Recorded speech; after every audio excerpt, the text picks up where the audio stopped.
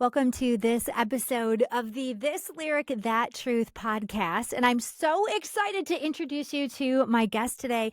I'm going to have you introduce yourself, and you have quite an interesting story that I can't wait to hear more about. And then the song you picked is Burn the Ships by For King and Country. And we'll get to some specific lyrics in that song that really stand out to you. So start by introducing yourself and then tell me a little bit about where you're at now, but how your journey started. Yeah, so hi, I'm Dr. Tasha Saladin. I am an acupuncturist now in my life, and I give healing and hope to others. Hasn't always been the case for me. I am an Army combat veteran, and I grew up in West Michigan, kind of, like some of us had. I was lost for a long time. I found myself in the military, something I thought I'd never do, as an Army combat veteran. Well, how do you make the jump though? Like, how do you even get that idea in your head to go into the military? Well, if we're being totally honest, I was married before. Okay. And he was not a good person. Okay. It was not a good situation for me. Okay. And I was in Germany with him, kind of stuck, in Germany by myself with this human being that wasn't safe for me. Okay. And I think God just planted the seed in my heart, like, go in the military. It's going to get you out of this. Okay. And so I, took a huge leap of faith and joined the Army from there. How old were you when you joined the Army? Ooh, let's see. I think I was around 22 or 23. Okay. When you go into the Army, do you go into it kind of knowing what you want to specialize in, or do you discover that along the way? I'm not sure how it works. Yeah, so they will tell you what jobs are open. At that point, I really wanted to be an x-ray tech, and that job was closed. And I joined as a medic, which I don't know if was the best choice, but I took it. Okay. And Okay. and that's how I ended up in the Army. Okay. So tell me about then you're 22, 23 at this point, and you go to the Army, basic training, all of that. Yep. Yeah, so I really liked basic training, actually. I'm a human that thrives off of structure, so that was really good for me. And I think also as a kid, I didn't learn great social skills. Okay. And it really kind of was the missing link for me, like, taught me some social skills, taught me how to be a human, and taught me some of the qualities that I live my life by now, respect, honor, loyalty, duty, those types of things. Learning those and seeing the world through the military perspective was really good for me. So you sound like you had a really positive experience there. Yeah, I think I did in basic. I think the Army is a really rough group of people. And there were a lot of really great takeaways for me. There was a lot of hardship as well. It really depends who you end up with and where you end up. So some of it was really positive, and God molded my life through those experiences. So I came out with a lot of good, and then a lot of the trauma that came with it. Okay. How long were you in the military? I did my 4 years and said that's enough. Okay. And you were a medic during that time? Yes. Okay. Yeah. So you got medical training while you were there? Yeah, so they put you through EMT training in 6 weeks, and then they teach you quite a few months of extra training. So I could do things within the military that I couldn't on the outside, but I had quite a bit of medical training while I was in the military. Okay. Yeah. So then what did life look like after the Army? Well, my life was a lot different. At the end of I think I was in about 2 years, and I deployed to Afghanistan. Okay. So I went with a group of people that they were a rough group, and I didn't trust them, and I didn't want to spend a year with them on the base, and they asked for volunteers to go outside the wire, and I volunteered. Really? So I went out and patrolled on foot with the military and with the military police and the infantry. So that sounds dangerous. Yeah, it was an experience for sure. So remote Afghanistan, if anybody's familiar with Afghanistan, our little teeny police station we lived at was right next to Alexander the Great's castle. Okay. Which was kind of a cool landmark. Yeah. Middle of nowhere, there was maybe 30 of us. We patrolled every day, 12 plus hour days. I had 80 to 100 pounds of gear on my body. Pretty much my job was to follow around my group and pray that nobody got hurt, because I'm the medic. We did some invasions with special forces. We followed them in, took over compounds, found IEDs, took care of the villagers, gave them school supplies. Our presence in the village we were in really kept the Taliban out. So that was one of the goals.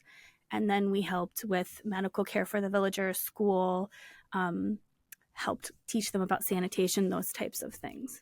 So how long were you in Afghanistan? Almost a year. Okay. Yeah. Okay. That sounds kind of traumatic. Yeah. So I came back with my own, set of issues. Really, the marriage that I was trying to get away from imploded, which it was meant to happen that way. My entire life hit rock bottom when I came home, medically, emotionally. Okay. I was not in a good place when I came home. Mm-hmm. So it really was, I think God really used the military to, shape the life he wanted me to live. And one of those things he helped me find was acupuncture. So now, I don't think I've ever talked to anyone in my whole life who is an acupuncturist. Is that how you say it? Acupuncturist? Yes. How did you discover that? So I came back kind of struggling, and not very many things helped. And the military is very Western medically minded, and their solutions were to over-medicate me. Okay. So when I first got back, when I left the deployment, my hips and back were in such bad shape I could barely walk. And then I had PTSD and neck pain and migraines and all kinds of things on top of that. And it's just like, what just happened? I left healthy and now I'm barely functioning.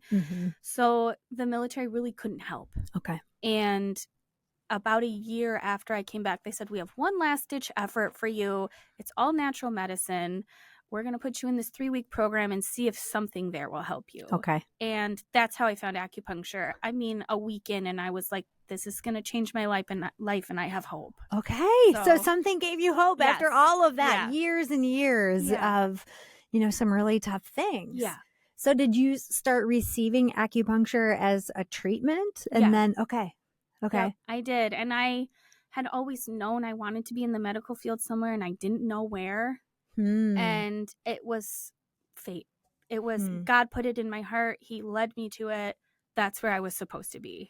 And then you thought this is what kind of medical care you wanted to provide for others too. Yes. Yes. So I came home, let my EMT license expire, said goodbye forever to, emergency medicine, and said, let's help people heal. So you had to go to a special school, I assume, to learn all about practicing acupuncture? Yeah. Yes. So I think that's one of the things about acupuncture that people don't know is how much schooling is involved. So I would want somebody that's going to put little teeny tiny needles in me to have had a lot of school about it. Yeah. So, I mean, and you do, right? And so I sometimes joke with people, I sold my soul a little bit when I went to acupuncture school. So you really have to have either a bachelor's or very close to it. And then it's a 4-year master's degree year round. Okay. It's a very heavy degree. It really should be a doctorate. Sure. And then I continued on and did another year to get my doctorate. Oh, wow. So 5 more years of school. Yeah. Okay. Yeah. So about 9 years of school. Where does someone go to learn acupuncture? So I went to a school in Austin called AOMA Graduate School of Integrative Medicine. They just closed, which is really sad. But there's a great school in Chicago called PCOM. That's where I got my doctorate. Okay. So there's still a few acupuncture schools. So I think that this is a type of practice not a lot of us know a lot about. So how does it work and what's involved? Can you give us like your doctorate level, but like elementary level, like how does acupuncture work to heal these things? So truly what we believe as acupuncturists is the body is capable of healing itself. Okay. We need to remind it how. So one of the things we do, in just a few minutes is we promote circulation. If you Huh. promote circulation in the body, you're going to decrease inflammation. You're going to talk to the brain. You're going to send those hormones and those signals where they need to go. Okay. And the body will start healing itself. Okay. Interesting. Yeah. What other kinds of common things do people come in for acupuncture for? Yeah, so that's a great question. A lot of the things that I see in my clinic are things that Western medicine can't treat. Okay. And so, for example, in China, when you go to the doctor, they say, do you want Western medicine? Do you want Chinese medicine? Do you want a combo? I love a combo. Okay. But a lot of what I see in my clinic are things that are chronic, hopeless. People are at their wits' end. They've tried everything. They're over-medicated. They feel like they're never going to have their life back. Chronic pain. We specialize in neuropathy and a lot of nerve issues. Oh, okay. Which is, neuropathy is when your nerves stop working. Okay. And, you have extreme pain, numbness and tingling, and it becomes debilitating for people because it affects your hands and your feet, and you lose your ability to walk. You end up in a wheelchair or a chair. And we have found solutions for those things. So we love treating neuropathy. We treat a lot of things like fibromyalgia it's hard to treat from Western medicine. Another nerve condition is Bell's palsy. I love treating Bell's palsy.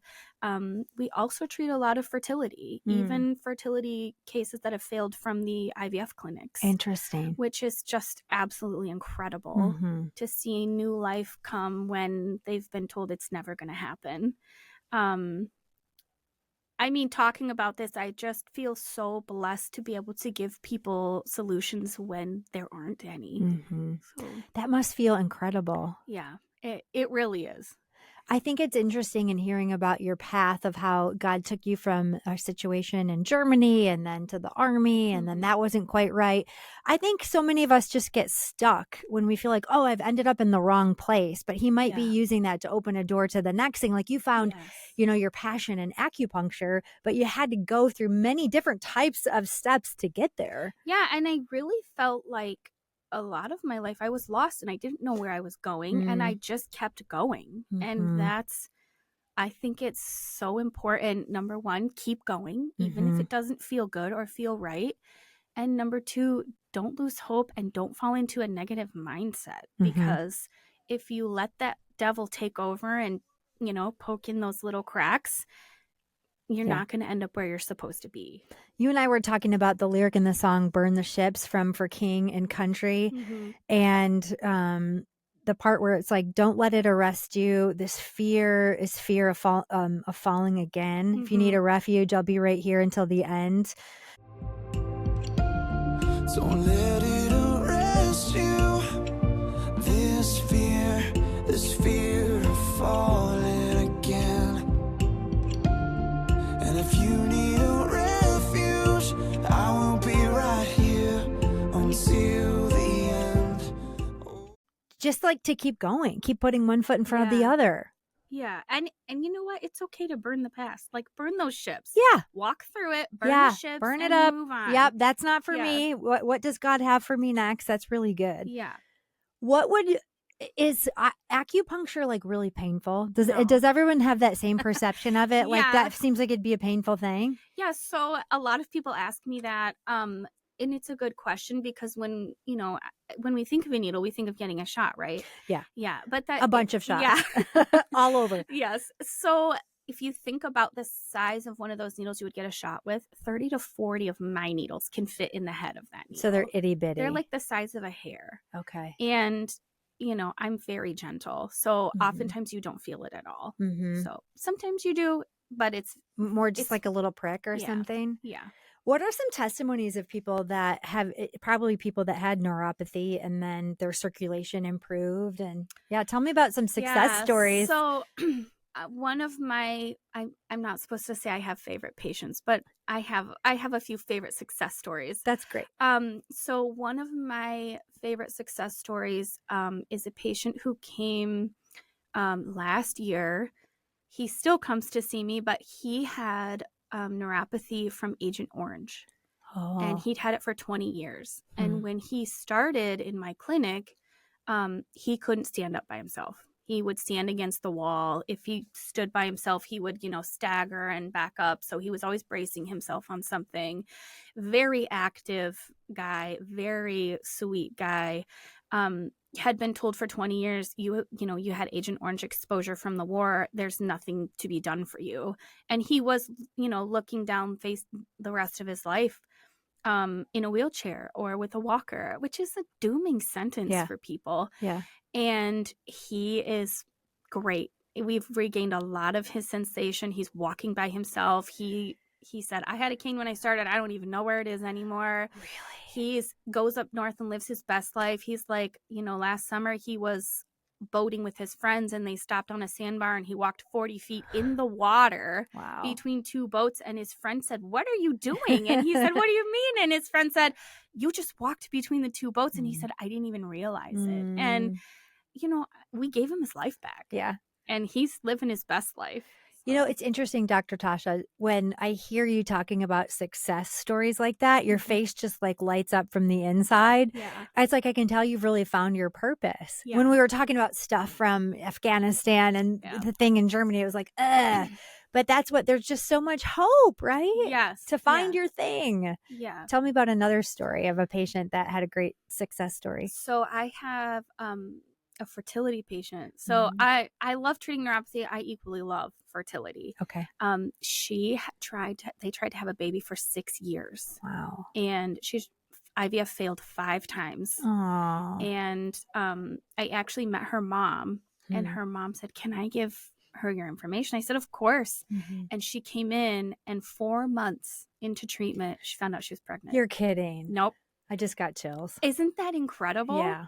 And she had a beautiful baby. And then he was almost a year. She came back. She said, I want to have another baby. I think she saw me for a month. She's expecting another baby. Wow. So, I mean, I have a few fertility. I have several fertility patients like that. But to be able to be with someone and pray with someone and help them have a baby when they've failed for 6 years is just incredible.